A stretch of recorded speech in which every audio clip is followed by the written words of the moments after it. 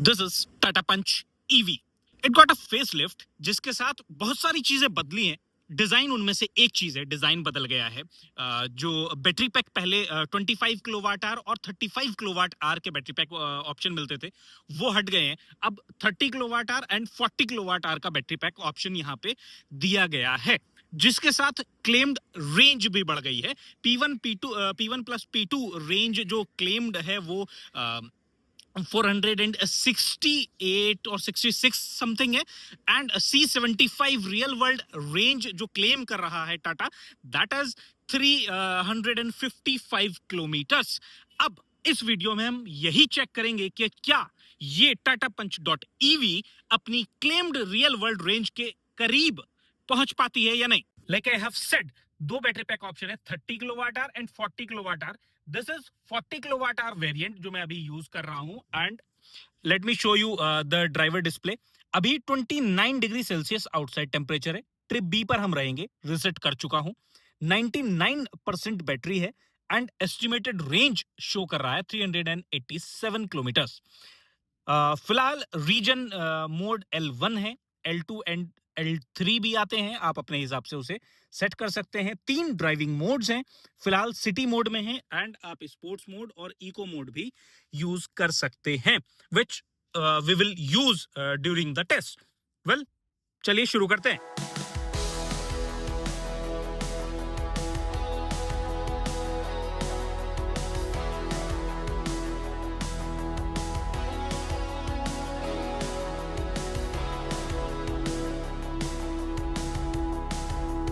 It's been 2 hours now, and so far I have driven 70 kilometers and battery reduce होके रह गई है 74%। ज़्यादातर ड्राइविंग सिटी ट्रैफिक कंडीशन में हुई है, लगभग 60 किलोमीटर्स उसी में हमने कवर किया है। सिटी मोड था, L1 रीजनरेशन मोड था। Now I am putting it into the eco mode. अगले कुछ 40-50 किलोमीटर हम इको मोड में करेंगे, और अब बात करेंगे चार्जिंग स्पीड की। देखिए, चार्जिंग स्पीड भी पहले से बेटर हुई है। Earlier it used to be 1.2C charging speed support करता था, नाउ ये सपोर्ट करेगी 1.5C charging, and with using 65 kilowatt hour DC fast charger आप 15 मिनट में 135 किलोमीटर की रेंज टॉप अप कर सकते हैं, real world range. This is what Tata said, and 20 to 80% charge कर पाएंगे in just 26 minutes with again 65 kilowatt hour DC fast charger. 2 और charging के ऑप्शन मिलते हैं, 3.3 AC चार्जर जो आप घर पे इंस्टॉल कर सकते हैं, उससे 40 किलोवाट आवर बैटरी पैक को फुल 10 to 100% चार्ज करने में लगभग आपको 14 घंटे और समथिंग लगेगा, and 7.2 kilowatt hour AC fast charger से this time will reduce to 4.5 hours almost. जो पहले टाटा पंच ईवी थी, इससे पहले वाली, उससे लेकर आप इंटरसिटी कम्यूट करने में उतना कॉन्फिडेंट फील नहीं करते थे, but now with this enhance charging speed और बिगर बैटरी पैक, वो करना थोड़ा सा आसान हो पाएगा। ये एक अच्छी बात है।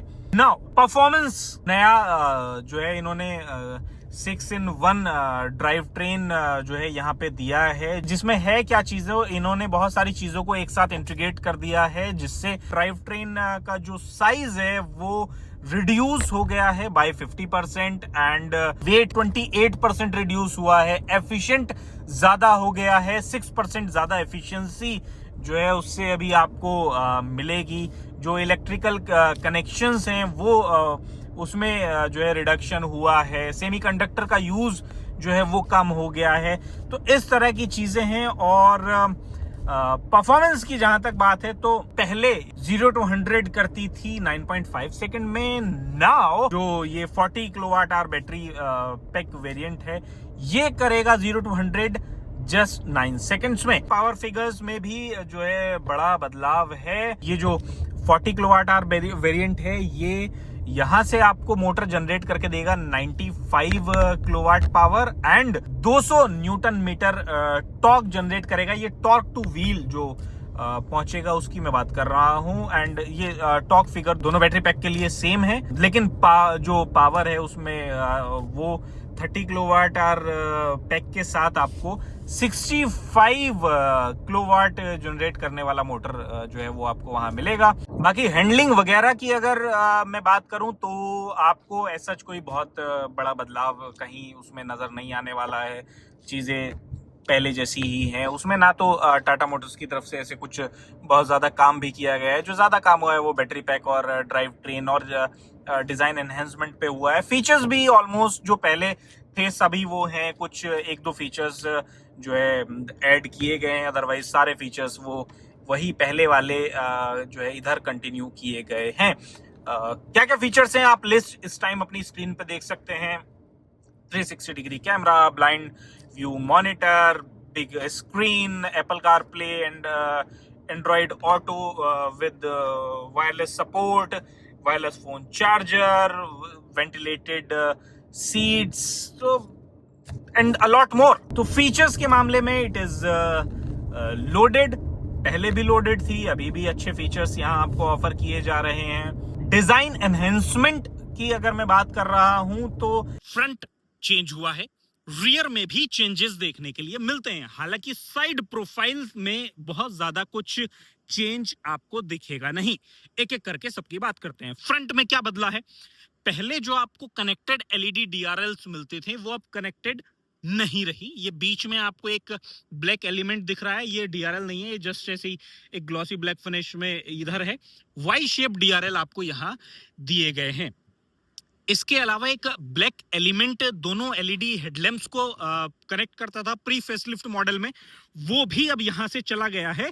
और यहां एक ग्रिल भी हुआ करती थी, वो भी अब नहीं है। इंस्टेड ऑफ दैट एक सिंगल पीस बम्पर बना के यहाँ पर आपको जो है दिया गया है, जिसकी वजह से एक क्लीन सोफिस्टिकेटेड सा डिजाइन आपको फ्रंट में देखने के लिए मिलता है। नीचे की तरफ जो ये ग्रिल है, इस ग्रिल में भी थोड़े से बदलाव आपको देखने के लिए मिलेंगे। और उसके बाद ये नीचे यहाँ सिल्वर फिनिश जो है उधर दी गई है। ऐसा कुछ है। एलईडी प्रोजेक्टर हेडलैम्प्स जो है आपको यहाँ मिलते हैं। एयर चैनलिंग के लिए यहाँ पर भी स्पेस है। उसके अलावा साइड में अगर आप आते हैं तो आपको ये R16 diamond cut alloy wheels मिलते हैं। 195/60 R16 टायर का साइज है, अपोलो के टायर्स हैं। एंड एक चीज यहाँ जो आपको नोटिस करने वाली होगी वो ये है कि डिस्क ब्रेक्स आपको सिर्फ फ्रंट में मिलेंगे, रियर में डिस्क ब्रेक नहीं दिए गए हैं। ये जो क्लैडिंग आप देख रहे हैं, ये यूजुअली आप गाड़ियों में देखते हैं कि ब्लैक कलर की क्लैडिंग होती है, बट यहाँ ग्रे कलर की क्लैडिंग दी गई है। इसका फायदा ये हो सकता है लॉन्ग टर्म में जो ब्लैक क्लैडिंग का कलर फेड होने लगता था, वो शिकायत शायद यहाँ देखने के लिए ना मिले। उसके अलावा साइड प्रोफाइल में कोई ऐसा बदलाव नहीं है, जैसी पहले थी वैसी ही है। रियर ये देखिए, देखते ही पता चलता है कि रियर में अच्छे खासे बदलाव यहाँ पर किए गए हैं। पहले के कंपैरिजन में इसका जो रियर प्रोफाइल है वो थोड़ी सी वाइडर लुक देती है because of these connected LED tail lamps. यहाँ connected LED tail lamps offer की गई हैं, पहले वाले में ये नहीं आती थी। उसके अलावा नीचे के बम्पर में भी आपको बदलाव देखने के लिए मिलता है। और ये चंकी यहाँ पर जो है लोअर बम्पर आपको उधर वो मिल जाता है। इसका जो ग्राउंड क्लियरेंस है वो भी बढ़ा है। नाउ ग्राउंड क्लियरेंस है इसका 195 mm, जो पहले से ज्यादा है, डिस्पाइट द फैक्ट के बैटरी पैक भी बड़ा है। वाटर वेडिंग कैपेसिटी 455 mm की है, तो आप आराम से अपना बरसात वगैरह के टाइम में भी गाड़ी को जो है पानी के बीच से निकाल सकते हैं आसानी से। इंटीरियर के बदलाव की अगर बात करते हैं तो आपको ये नई कलर थीम इंटीरियर में मिल जाती है। उसके अलावा आपको एक बड़ी जो है टच स्क्रीन यहाँ पर दी गई है। और छोटे मोटे बदलाव हैं, ये जो आप यहाँ जो बटन्स देख रहे हैं ये बदले गए हैं। बाकी तो एज सच कोई और बदलाव आपको पूरे इंटीरियर में कहीं नजर नहीं आने वाला outright. Now after 3 hours I have covered 120 kilometres and battery consumption is 38% और SOS है अभी 57%।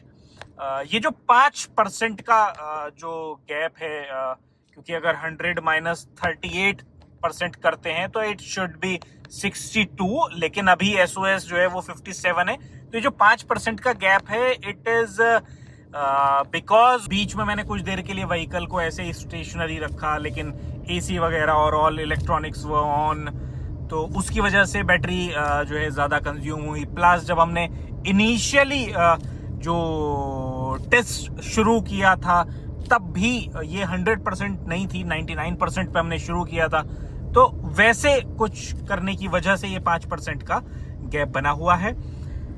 कितना कुछ ओवरऑल ये जो है इसकी एफिशिएंसी रहेगी, रेंज कितनी निकल के आएगी, इसकी बात करते हैं और थोड़ी देर में।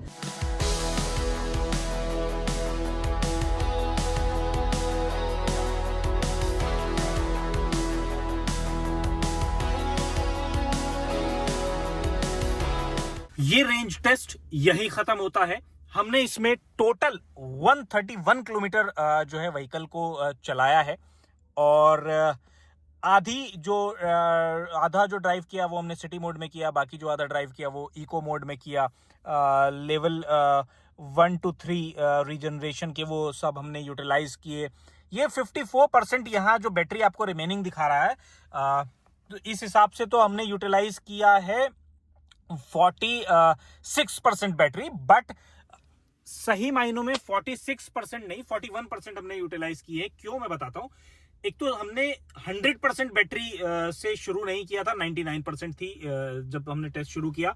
उसके बाद 4% बैटरी हमारी तब यूटिलाइज हुई जब व्हीकल को मैं ड्राइव नहीं कर रहा था, स्टेशनरी था, but all electronics including the display वगैरह वो सब ऑन थे, AC ऑन था, मैं अंदर बैठा हुआ कुछ काम कर रहा था। तो वो 5% अगर हटा देते हैं तो 41% बैटरी हमने यूटिलाइज की है। इसे अगर अब कैलकुलेट करेंगे तो ये अगर इसे कैलकुलेट करते हैं कि 100% बैटरी यूटिलाइजेशन पे रेंज कितनी निकल के आनी चाहिए, तो that would be around 320 kilometres इस कैलकुलेशन के हिसाब से। जो C75 real world range Tata Motors की तरफ से क्लेम की गई है 355, उससे कम है। लेकिन ये जो गैप है इन दोनों के बीच में, ये कम हो सकता है और जो है कम किया जा सकता है अगर आपका जो है ड्राइविंग स्टाइल थोड़ा सा और मतलब आप अलग अलग सिचुएशन के हिसाब से वो जो है हो सकता है। लेट्स से अगर आप सिर्फ सिटी में ट्रेवल कर रहे हैं, सिटी में ड्राइव करते हैं और रीजन लेवल 3 पे ही आप रह रहे हैं, तो ये 320 किलोमीटर से बढ़ के 330, 335 या 340 के आसपास भी पहुंच सकती है। तो वैसे जो है ये रहेगा। That's all for this video. Thanks for watching.